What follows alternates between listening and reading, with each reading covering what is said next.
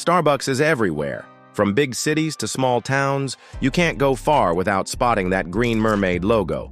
But how did it go from a single coffee shop in Seattle to a global giant? Is it just about good coffee, or was there something more? Let's find out the real reason why Starbucks became so popular in such a short time. But before that, make sure you subscribe to our channel and press the bell icon to get regular updates. Let's dive in. The origins of Starbucks. Starbucks started in 1971 as a small coffee bean store in Seattle, founded by three friends, Gordon Bowker, Jerry Baldwin, and Zev Siegel. They were inspired by their love for coffee and wanted to bring high-quality beans to the local community. Their goal was simple: offer freshly roasted coffee beans and the best brewing equipment so customers could make great coffee at home. At the time, most Americans were drinking low-quality, mass-produced coffee. Starbucks aimed to change that by introducing people to richer, more flavorful coffee. The founders took their inspiration from Alfred Peet, the man behind Peet's Coffee, who had introduced strong European-style coffee to the U.S. Starbucks adopted similar roasting techniques, ensuring their beans were of premium quality. For years, Starbucks remained a small operation, slowly growing in Seattle. It wasn't a cafe where people could sit and drink coffee. It was more like a specialty shop for true coffee lovers. By the early 1980s, Starbucks had a few stores, but it was still just a niche brand for coffee enthusiasts. Everything changed when Howard Schultz joined the company in 1982. Schultz saw a much bigger vision for Starbucks, one that went beyond selling beans and equipment. His ideas would eventually turn Starbucks into a global coffee empire. Howard Schultz's vision. Howard Schultz, a businessman with a deep love for coffee, joined Starbucks in 1982 as the company's director of marketing. His life changed forever after a trip to Italy. While walking the streets of Milan, Schultz noticed how Italians treated coffee shops differently. They weren't just places to grab a quick drink and leave. They were lively, social spaces. People gathered at espresso bars to chat, take a break, and enjoy high-quality coffee in a welcoming atmosphere. Schultz realized that Americans had nothing like this. At the time, coffee in the U.S. was mostly cheap, mass-produced, and uninspiring. It was either brewed at home or served in diners without much quality care. The idea of coffee being an experience rather than just a drink was revolutionary. When Schultz pitched this concept to the original Starbucks founders, they weren't interested. They wanted to stick to selling coffee beans, not open up cafes. But Schultz was determined. He left Starbucks, started his Italian-inspired coffee shop, and proved his idea worked. When the opportunity arose in 1987, he acquired Starbucks and transformed it into the cafe-style business model that would soon take over the world: the expansion strategy. Schultz had a bold plan. He wanted Starbucks to be everywhere. He believed that if Starbucks became a daily habit for people, it would be impossible to ignore. So, instead of growing slowly, the company went all in on rapid expansion. In the late 1980s and 1990s, Starbucks aggressively opened new stores, first across the U.S. and then internationally.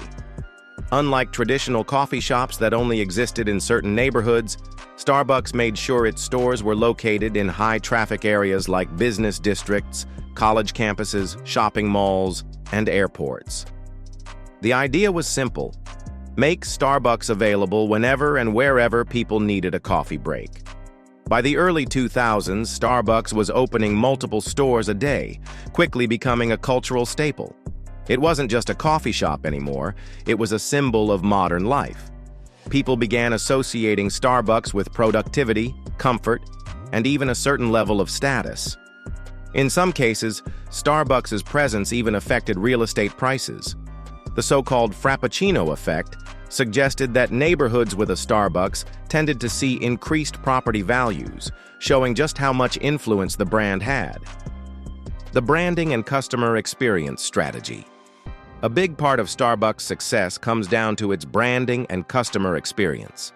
Unlike other chains that focused purely on speed or price, Starbucks positioned itself as a premium yet accessible brand. It wasn't just about selling coffee, it was about selling an experience. One of the first things Starbucks did differently was training its baristas to write customers' names on cups. This simple act created a sense of familiarity and made customers feel valued.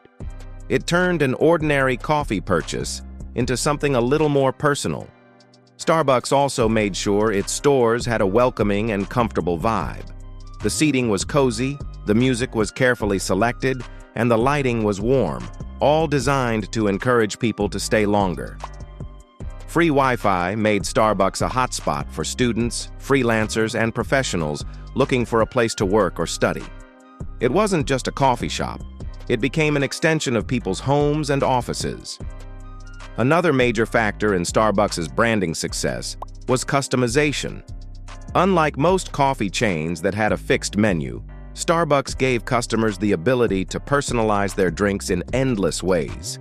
Extra foam, oat milk, half-sweet, triple shot, caramel drizzle, you name it.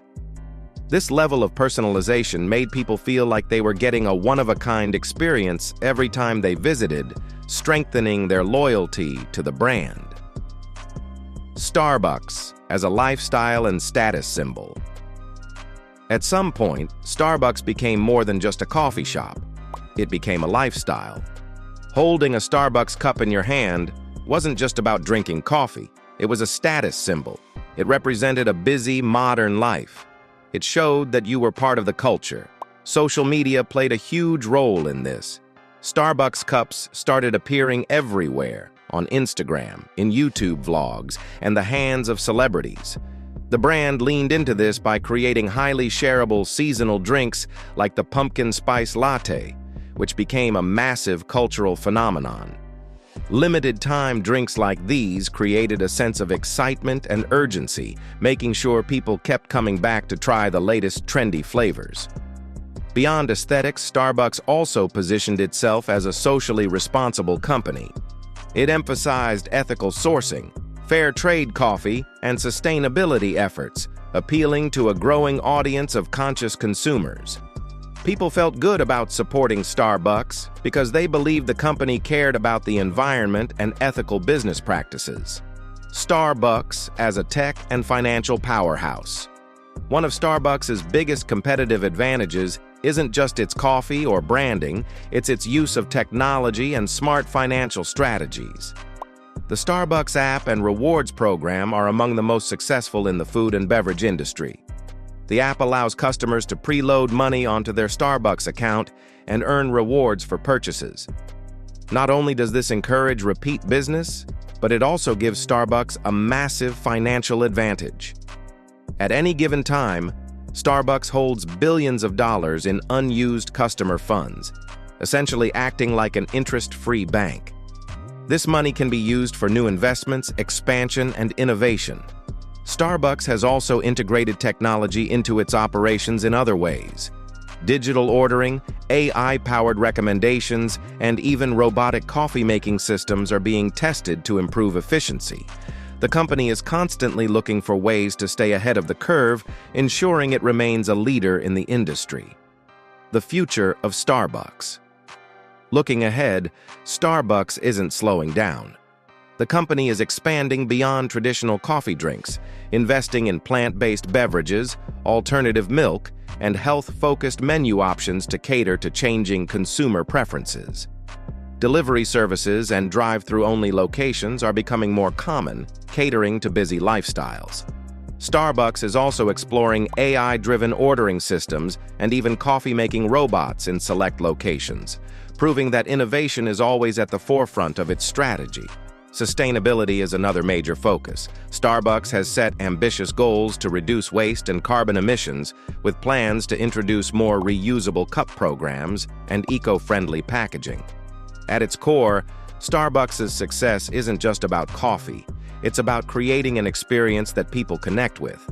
From a small coffee bean store in Seattle to a global empire, Starbucks has shown that with the right vision, persistence, and innovation, even the simplest things, like a cup of coffee, can transform the world. But what do you think? Is Starbucks really worth the hype, or is it just great marketing? Let us know in the comments. If you enjoyed this video, don't forget to like, subscribe, and hit the bell icon for more interesting content. Thanks for watching.